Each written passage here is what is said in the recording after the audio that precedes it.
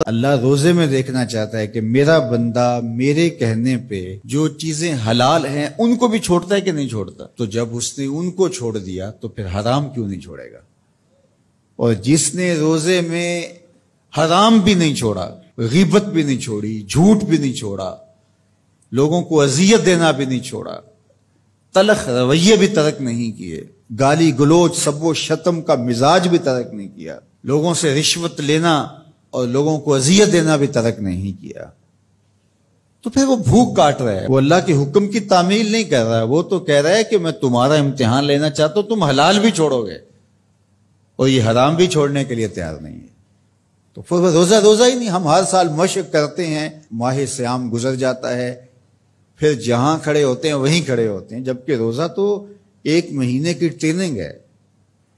1 مہینے کی ٹریننگ کے بعد ہمارے عیب جھڑ جانے چاہیے، ہمارے گناہ دھل جانے چاہیے، ہمارے اندر کو تقوی کے نور سے مالا مال ہو جانا چاہیے. لیکن ہم نے مشق کی نہیں، ہم کام چور رہے.